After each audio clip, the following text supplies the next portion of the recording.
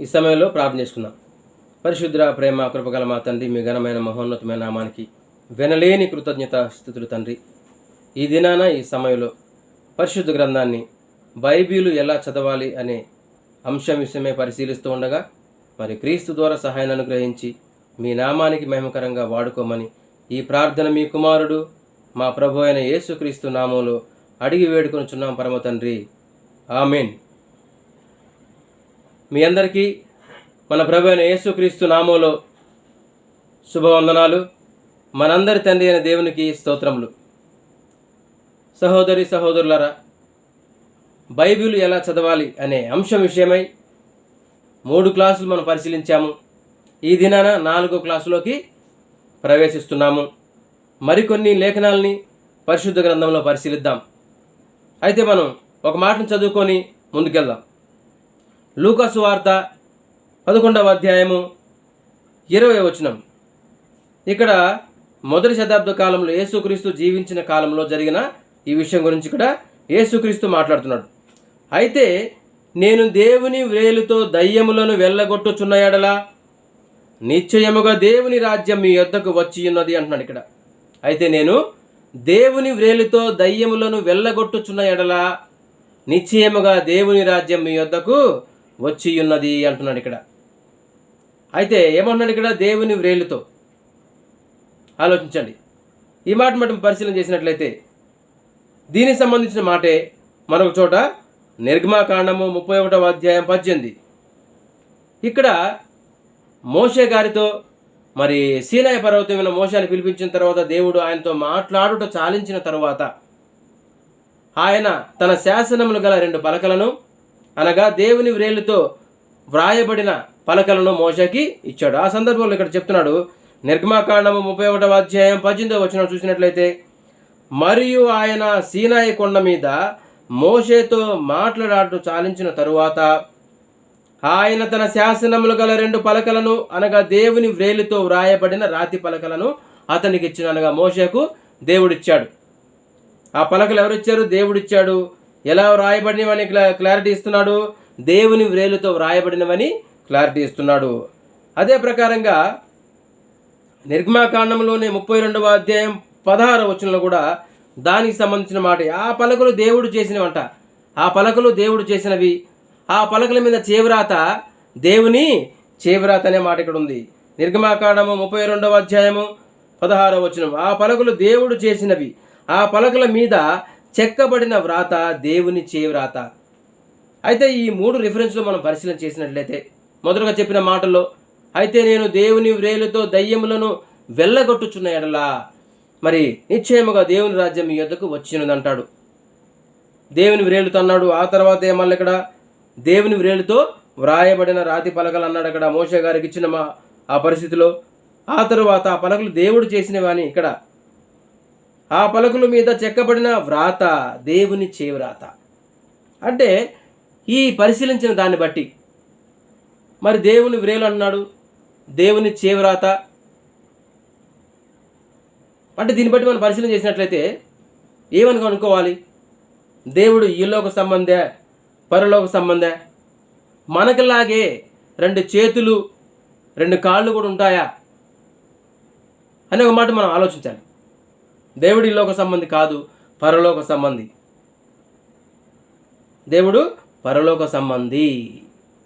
అయితే దేవుని కాళ్ళు ఉంటాయా? చాలామంది కూడా ఈ భూప్రపంచం అంతా కూడా 95% వేసుకుంటే వీళ్ళందరూ కూడా మేము క్రైస్తవులం చెప్పుకునే చాలామంది కూడా ఏం చేస్తున్నారంటే, దేవునికి చేతులున్నాయి, దానిలో ఒక చేత్తో దేవుడు రాశాడు, చేత్తో పట్టుకొని రాశాడు అని చెప్తూ మళ్ళీ ఏమన్నారంటే, మన వాక్యాన్ని ఉన్నది ఉన్నట్టుగా చెప్పాలి, ఒకటి తీసినా మరొకటి కలిపినా బైబిల్లో ఉన్న తెగుళ్ళన్నీ మనకు వచ్చేస్తాయి, నిత్య నరకానికి వెళ్ళిపోతాం అని కూడా చాలా ఇదిగా కరాఖండిగా చెప్తున్న మాటలు ఉన్నాయి. అక్కడికేదో వాళ్ళు సర్వసత్యాన్ని ప్రకటించిన వాళ్ళలాగా. ఆలోచించారా? అలా చెప్పుకుంటూ తాత ముత్తాతల నుంచి వస్తున్న ఆచార ప్రకారంగా చెప్పుకుంటూ అలా వెళ్ళిపోతున్నారే కానీ లోతుగా ఆలోచించి ఆత్మచేత రాయించబడిన సంగతులను ఆత్మచేత రాయించబడిన సంగతిలో సరిచూసుకుంటే మరి ఇంకా బైబిల్ని పరిశీలిస్తే దీనికి సంబంధించిన మాట మరెక్కడ ఉంది, ఎలా పోల్చాడు, ఎలా రాస్తున్నాడు అని మనం పరిశీలించగలిగితేనే వాక్యాన్ని సర్వసత్యాన్ని గ్రహించగలుగుతాం. అలా కాకుండా అలాగే గుడ్డిగా ముందుకు వెళ్తూ ఉంటే విన్నవాళ్ళు నువ్వు అందరూ కూడా ఎక్కడికి వెళ్తారో ఒకసారి గ్రహించుకోండి. కాబట్టి మనం పరిశీలన చేసినట్లయితే మరి దేవుడికి రెండు చేతులు ఉన్నాయా? ఆ రెండు చేతుల్లో ఒక చేత్తో మరి వేళ్ళతో పట్టుకొని రాశాడా? అందరూ ఇదే మాట అంటున్నారు, దేవునికి చేయి ఉంది దాంతో రాశాడు అని. ఆలోచించారా? ఇప్పుడున్న పరిస్థితుల్లో మనుషులు ఎలా ఉన్నారంటే, భూమిని జీవిస్తున్న మనుషులు ఎలా ఉన్నారు అంటే సామ్యవాదిగా ఉన్నారా, మరి అతివాదిగా ఉన్నారా, లేక తీవ్రవాదులా ఉన్నారు అంటే తీవ్రవాదులా ఉన్నారు. దేవునికి కావాల్సింది ఏంటి? సామ్యవాదిగా ఉండాలని దేవుడు కోరుకున్నాడు. కానీ లోకంలో అందరూ ఎలా ఉన్నారు? తీవ్రవాదుల్లాగా ఉన్నారు ఇప్పుడున్న పరిస్థితుల్లో. దాన్ని బట్టి ఆలోచించి దేవునికి రెండు చేతులు ఉన్నాయి, ఆ చేతులతో కుడి చేతితో రాశాడు అని మాట్లాడుతున్నారు. ఈ శరీరము దేవుడికి ఉంటుందా పైన? ఆయనకి రెండు చేతులు రెండు కాళ్ళు ఉంటాయండి? ఒకసారి ఆలోచించండి. దేవునికి చేతులు ఉంటాయంటున్నారు. ఒక్కసారి మనం ఆలోచించలే. అదే ప్రకారంగా మరొక మాట మత్తయి సువార్తలో ఒక మాట వ్రాయబడింది. ఆ మాట మనం పరిశీలన చేద్దాం.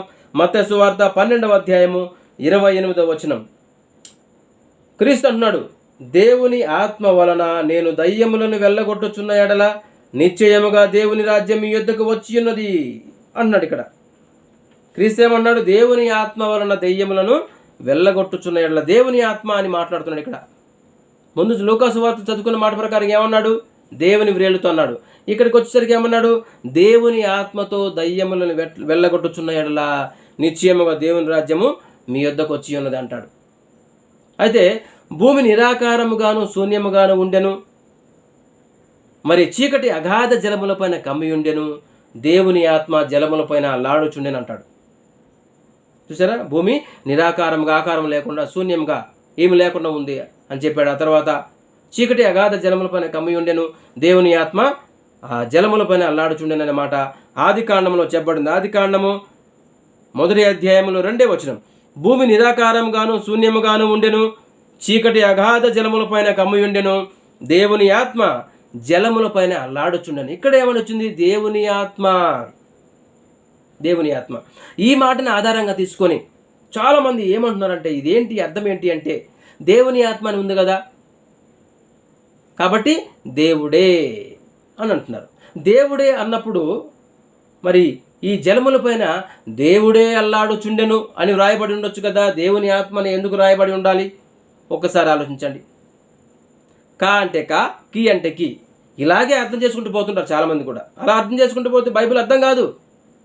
దేవుడు రాయించిన బైబిల్ సిద్ధాంతము, దానికి ఉన్న భాషా విధానము, దానికి ఉన్న ఫార్మెట్ అనేటువంటిది, ఎలా రాయించాడు దేవుడు అనేటువంటిది అర్థము కానే కాదు. కా అంటే కా, కీ అంటే కీ అనేటివి వెళ్ళిపోతే ఎలా అర్థమవుతుంది?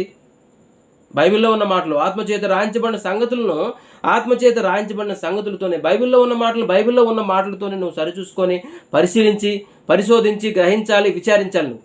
అంతేగాని ఈ మాటలు తీసుకొని లోకంలో ఎతికావనుకో ఏం కనపడుతుంది? నీకు ఆన్సర్ రాదు, అది వేరేలా వస్తుంది.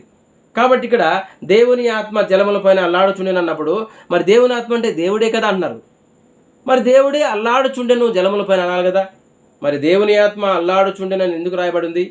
ఒకసారి ఆలోచించండి. యోబు రాసిన పత్రికలు కూడా, యోబు గారు రాసిన గ్రంథంలో 33:4లో దేవుని ఆత్మ నన్ను సృజించెను, దేవుని ఆత్మ నన్ను సృజించెను అంటాడు. ఎక్కడంటే యోబు రాసిన గ్రంథంలో, యోబు గ్రంథంలో 33:4లో యోబు గారు చెప్తున్నాడు అన్నమాట, దేవుని ఆత్మ నన్ను సృజించను అంటాడు. కాబట్టి మనం పరిశీలన చేసినట్లయితే మరి భూమి మీద మరి జీవించిన కాలంలో సర్వసత్యాన్ని మరి ఎలా ప్రకటించారు వాక్యాన్ని, క్రొత్త నిబంధన చట్టం లేని ఆ దినాలలో అది సిద్ధపాటు జరిగేటువంటి ఆ పరిస్థితుల్లో ఎలా ప్రకటించారు అనే మాట దేనికి? మరి ప్రభు హస్తం వారికి తోడై ఉండను గనుక ప్రభు తట్టు తిరిగిన అనేకులు ప్రభు వైపుకి తిరిగారనే మాట, నమ్మిన అనేకులు ప్రభు తట్టుకు తిరిగారనే మాట చెప్తున్నారు. ప్రభు హస్తం వారికి అనే మాట ఇక్కడ చూద్దాం. అపోస్తుల కార్యములు 11వ అధ్యాయము 21వ వచనం. ప్రభు హస్తము వారికి తోడయ్యుండెను గనుక, ఏం తోడయ్యిందంట? ప్రభువు హస్తము. హస్తం అంటే చేయ. నమ్మిన అనేకులు ప్రభు తట్టు తిరిగారంట. ఆ తర్వాత పేతురు గారు పరిశుద్ధాత్ముని ద్వారా మరి రాసిన మొదటి పత్రికలో అద్భుతమైనటువంటి మాటలు అక్కడ చెప్తున్నాడు. ఆ మాటలు మరి వాక్యాన్ని ఎలా ప్రకటించారు చాలా క్లుప్తంగా క్లారిటీగా చెప్తున్నాడు. ఆ మాటను వివరంగా చెప్తున్నాడు. ఆ మాటను మనం పరిశీలిద్దాం. అపోస్తులైన పేతురు రాసినటువంటి మొదటి పత్రిక 1వ అధ్యాయము 12వ వచనం. పరలోకము నుండి పంపబడిన పరిశుద్ధాత్మ వలన మీకు సువార్త ప్రకటించిన వారి ద్వారా మీకు ఇప్పుడు తెలుపబడిన ఈ సంగతులు విషయమై తమ కొరకు కాదు కానీ మీ కొరకే తాము పరిచర్య చేసిన సంగతి వారికి బయలుపరచబడిను. ఈ దేవదూతలు ఈ కార్యములను తొంగి చూడగోరుచున్నారు. మనం మొదటగా మనం పరిశీలన చేసినట్లయితే పరలోకము నుండి పంపబడిన పరిశుద్ధాత్మ వలన మీకు సువార్త ప్రకటించిన వారి ద్వారా. అప్పుడు మరి పరిశుద్ధ గ్రంథము కొత్త నిబంధన చట్టము లేని టైంలో మరి దాని విషయమై అద్భుత కార్యాలు, మహత్కార్యాలు, సూచక్రియలు ఎన్నో జరుగుతున్న ఆ దినాలలో మరి ఎలా ప్రకటించారంటే పరలోకము నుండి పంపబడిన పరిశుద్ధాత్మ ద్వారా వాక్యాన్ని ప్రకటించారు వాళ్ళు. ఒక్కసారి ఆలోచించండి. దేవుని వ్రేలు, దేవుని హస్తము, దేవుని చేవ్రాత, దేవుని ఆత్మ. ఆలోచించారా? దేవుని ఆత్మ. ఇప్పుడు ఏమైంది ఇక్కడ? పరిశుద్ధాత్మ. పరలోకము నుండి పంపబడిన పరిశుద్ధాత్మ వలన మీకు సువార్త ప్రకటించిన వారి ద్వారా మీకిప్పుడు తెలుపబడిన సంగతుల విషయమై తమ కొరకు కాదు కానీ మీ కొరకే తాము పరిచర్య చేసిరని సంగతి వారికి బయలుపరచబడిను. వాళ్ళప్పుడు మరి ఎలా ప్రకటించారు అంటే పరలోకము నుండి పంపబడిన యేసుక్రీస్తు మీకు ఆదరణకర్తను పంపిస్తాను, పరలోకం నుండి తండ్రి యొద్దనున్న పరిశుద్ధాత్మ పంపిస్తానన్నాడు, పంపించాడు. అప్పుడు పరిశుద్ధాత్మ ఈ లోకానికి వచ్చి మరి వాళ్ళ పరిశుద్ధాత్మను పొందుకొని ఏం చేశారు? దేవుని వాక్యాన్ని ప్రకటించారు. అద్భుత కార్యాలు, సూచక్రియలు, మహత్కార్యాలు చేశారు. అప్పుడు క్రొత్త నిబంధన చట్టం అనేది మరి స్థిరపరచబడుతుంది అన్నమాట. ఆ దినాల్లో జరిగినటువంటి పరిస్థితి. వాక్యం అనేది ఎలా ప్రకటించారు అంటే పరలోకం నుండి పంపించబడిన పరిశుద్ధాత్మని ద్వారా పరిశుద్ధాత్మను పొందుకొని ప్రకటించారు. అలాగే దీనికి సంబంధించిన కొన్ని మాటలు మనం చూద్దాం. యెషయా గ్రంథము 45వ అధ్యాయము 11-12. యెషయా గ్రంథము 45వ అధ్యాయము 11-12 వచనాల్లో ఇశ్రాయేలు పరిశుద్ధ దేవుడకు సృష్టికర్త అయిన యెహోవా ఈ మాట సెలవిచ్చుచున్నాడు. రాగల వాటిని గూర్చియు నన్ను అడుగుదురా, నా కుమారులను గూర్చియు నా హస్తకార్యములను గూర్చియు నాకే ఆజ్ఞాపింతురా. భూమిని కలుగజేసిన వాడను నేనే, దాని మీదనున్న నరులను నేనే సృజించి తిని. నా చేతులు ఆకాశములను విశాలపరచను, వాటి సర్వ సమూహమునకు నేను ఆజ్ఞ ఇచ్చి తినంటాడు. ఇక్కడ మనం గ్రహించాల్సింది ఏంటంటే నా చేతులు ఆకాశములను విశాలపరచను అంటాడు. దానికి ముందు పైన ఏమన్నాడు ఇక్కడ? నా కుమారులను గురించి నా హస్తకార్యములు అంటే చేతి పనులు అన్నట్టుగా. ఆ కింద నా చేతులు ఆకాశములను విశాలపరచను అంటాడు.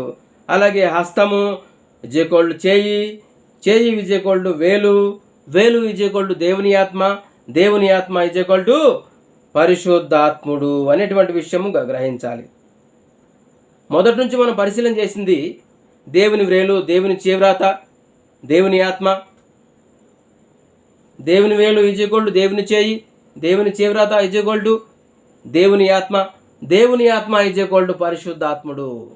ఇవన్నీ కూడా పోల్చి మాట్లాడింది ఏంటి అంటే పరిశుద్ధాత్మను గురించి మాట్లాడిన మాటలు, పరిశుద్ధాత్మను గురించి చెప్పబడిన ఈ మాటలు. ఇవన్నీ కూడా దేవుని చేవ్రాత అన్న, దేవుని వ్రేలన్న, ఆయన దక్షిణ హస్తం అన్న, ఆయన కుడి చెయ్యి అన్న, ఇవన్నీ కూడా ఎవరిని గురించి చెప్పండి మాటలంటే పరిశుద్ధాత్మను గురించి చెప్పండి మాటలని సర్వసత్యాన్ని గ్రహించాలని మీ అందరికి కూడా క్రీస్తు పేరట మనం చేర్చున్నాం. అయితే అన్నీ కూడా చేయించేది పరలోకమునున్న దేవుడు. ఎవరి ద్వారా అంటే యేసుక్రీస్తు ద్వారా. చేసేది ఎవరయ్యా అంటే పరిశుద్ధాత్ముడు చేస్తున్నాడు. కాబట్టి మనకి ఒక క్లారిటీ రావాలి. మరి దేవుని గురించి ఒక మాట మనం పరిశీలన చేద్దాం. ఈ భూమిని జీవించిన కాలంలో యేసుక్రీస్తు సమరయ స్త్రీతో మాట్లాడుతున్న ఆ దినాలలో, అమ్మా ఒకప్పుడు మీరు ఇలా ఆరాధించారు, మరి ఈ దినాల్లో మరి దేవుణ్ణి ఆరాధించే వాళ్ళు ఎలా ఆరాధించాలో అని చెప్పుకుంటూ వస్తూ ఒక మాటను ప్రస్తావించాడు. దేవుడు ఏమై ఉన్నాడు అనే మాట గురించి ఇక్కడ చెప్పబడింది. యోహాను సువార్త 4వ అధ్యాయము 24లో చూద్దాం మాటని. దేవుడు ఆత్మ గనుక ఆయనను ఆరాధించు వారు ఆత్మతోనూ సత్యముతోనూ ఆరాధింపవాలని అంటాడు. ఇక్కడ దేవుడు ఏమైనాడంట మొదట్లోనే క్లారిటీ ఇస్తున్నాడు. దేవుడు ఆత్మ గనుక. దేవుడు ఏమైనాడండి? ఆత్మ. మరి ఆత్మకు మరి ఆత్మకి రూపం ఉంటుందా?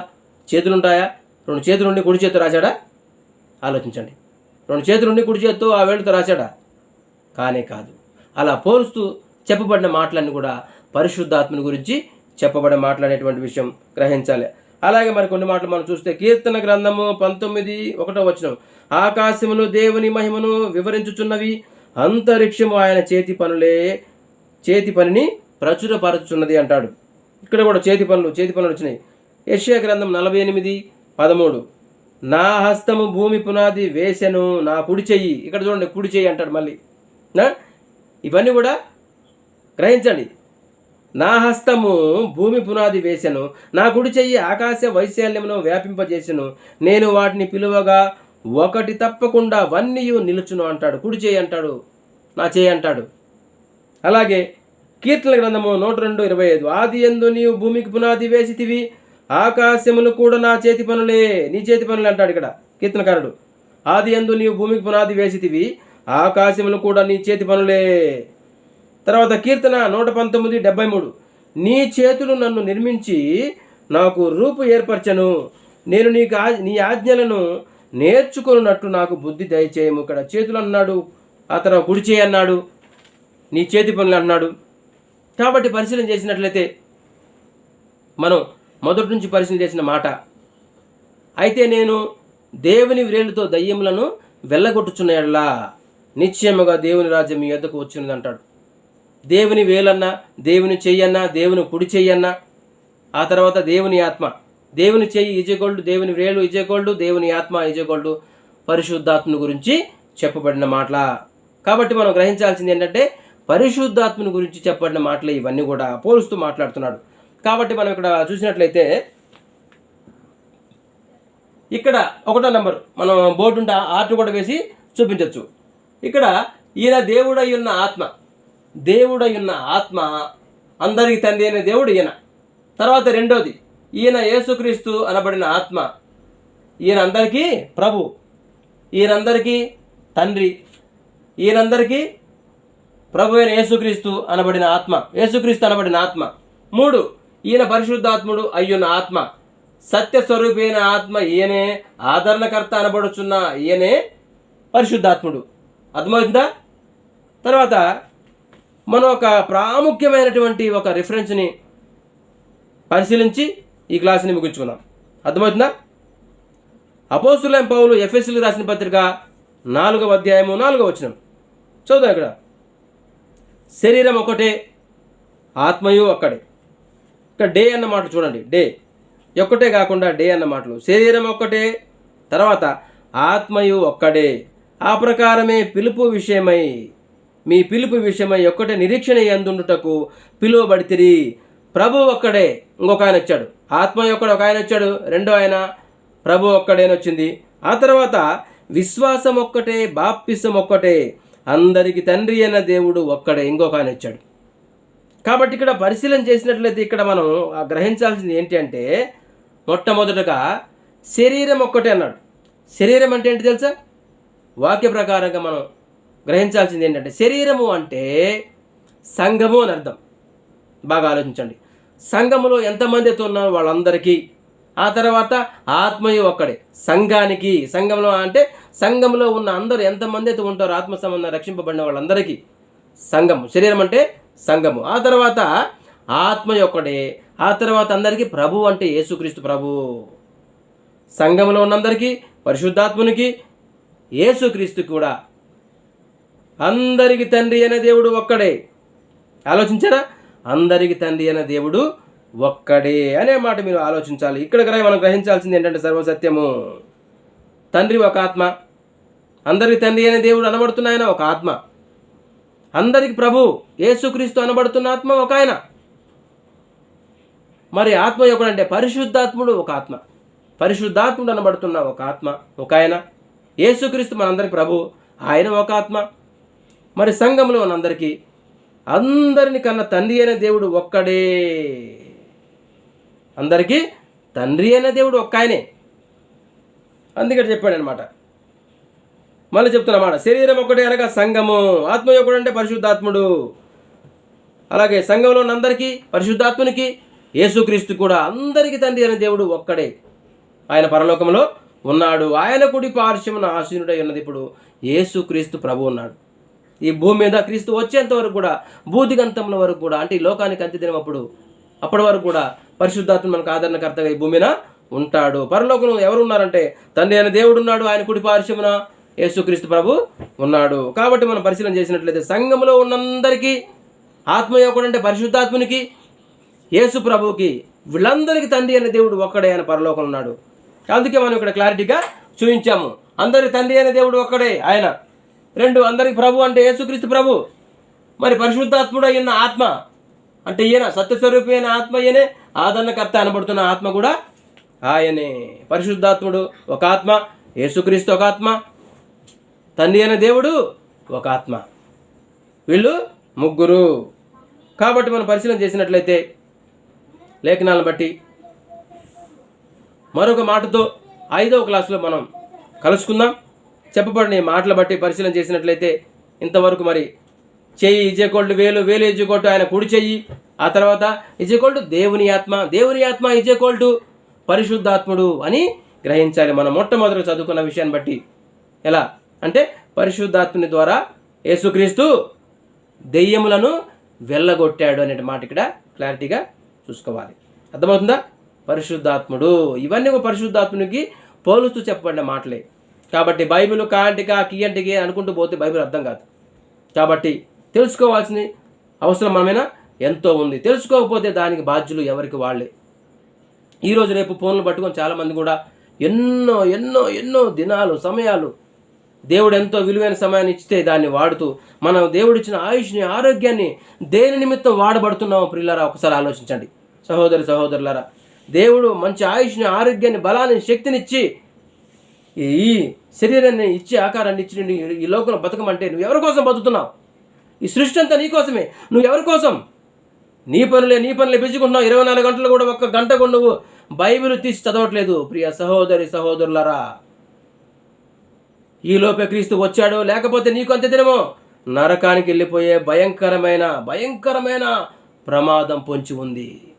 అందుకే అపవాదిగాడు ఎవరిని మృంగుతున్నా అంటూ గర్జించు సింహం వలె వెతుకుతూ తిరుగులాడుచున్నాడు. దొరికారంటే చచ్చిన కుక్కకి వెనక్కాలకి తాడు కట్టి ఈడ్చుకెళ్ళినట్టుగా నరకానికి ఈడ్చుకెళ్తాడు. వాడికి లేని పరలోకం ఇంకెవరికి దక్కకూడదనేది వాడి గోల్. పరలోకానికి ఎవరు వెళ్ళుట వాడికి ఇష్టం లేదు. అందరు నరకానికి తీసుకెళ్లాలన్నదే వాడి గోల్. కాబట్టి ఆలోచించండి. సమయాన్ని దేవుడు ఇచ్చాడు, మనం ఇవ్వటం కాదు, దేవుడే మన సమయాన్ని ఇచ్చాడు. మనం బ్రతుకుతున్నామంటే దేవుడు సమయం ఇచ్చాడు. కాబట్టి బైబిల్ తీయండి, అరలో పెట్టం కాదు, వీరులో పెట్టం కాదు, తీసి పరిశీలన చేయండి. ఆ ప్రకారంగా తీసి పరిశీలించి పరిశోధిస్తేనే బైబిలు అర్థమవుతుంది. కాబట్టి క్రీస్తు విషయమైన శ్రమల గురించి, అటువైపు కలుగు మహిమల గురించి తమ యందున్న క్రీస్తు ఆత్మను మరి ముందుగా సాక్ష్యం ఇచ్చినప్పుడు ఆత్మ ఏ కాలమును, ఎట్టి కాలమును చెప్పుచు సాక్ష్యం ఇచ్చు వచ్చిందో దాన్ని బట్టి వాళ్ళు ఏ కాలం, ఎట్టి కాలంలో సూచించుచూ వచ్చినో దాన్ని పరిశీలించారంట. నువ్వు పరిశీలించు. ఇది జరిగిందా, జరుగుతున్నదా, జరగబోయేదా, నీకోసం చెప్పిందా, ఎవరికోసం చెప్పింది అని ఆలోచించు, గ్రహించు, పరిశీలించు. కా అంటే కా, కీ అంటే కా అంటూ వెళ్ళిపోతూ ఉంటే బైబిలు అర్థం కాదు. చాలామంది కూడా మరి దేవునికి ఒక చెయ్యి ఉంది, దాంట్లో కుడి చేత్తో రాశాడమ్మా. దేవుడు పరలోకంలో ఉన్నాడు, దేవుడు ఆత్మ ఉన్నాడు. ఆయన చేతులు ఉంటాయా మనకు వాళ్ళకి శరీరంతో? ఉండవనే మాట అర్థం చేసుకోండి. ఈ శరీరం పరలోకంలో ఉండదు. ఇది క్షయమైనది, అది మహిమ గలది. క్షయమైనది మట్టిలో కలిసిపోయేది. ఇలాగ చేతులు ఉంటాయండి? బైబిల్ని పరిశీలన చేయండి, సర్వసత్యాన్ని గ్రహించండి. మరి విన్న వాక్యాన్ని షేర్ చేయండి, లైక్ చేయండి, సబ్స్క్రైబ్ చేయడం మర్చిపోవద్దు. ఈ సర్వసత్యాన్ని అనేకుల దృష్టికి మనం తీసుకెళ్ళాలి. మరి ఈ 4వ క్లాసులో మనం ముందుకెళ్ళాం. బైబిల్ ఎలా చదవాలనే క్లాసులో మరలా 5వ క్లాసులో, ఈ 4వ క్లాసులోనే మరలా 2వ మాట చదువుకుందాం. ఈ బైబిల్ ఎలా చదవాలనేటువంటి ఈ 4వ క్లాసులో 1వ మాట మనం పరిశీలన చేశాం. 2వ మాట ఇంకో మాట ఉంది, తొందరగా ముగించుకుందాం. అలాగే మరలా కలిసేంత వరకు మరి ఈ వీడియోల్ని అనేక దృష్టి తీసుకెళ్దాము. మరి దేవుని పనిని జరిగిస్తూ మనము ఎంతోమందిని సంపాదించుకొని మనందరం కూడా దేవుని యొద్దకు వెళ్ళాలని కోరుకుంటూ ఈ మాట్లాడిన కొన్ని మాటలు దేవుడు మనందరి హృదయంలో నీరు కట్టి ఫలం చేయను గాక. ఆమేన్.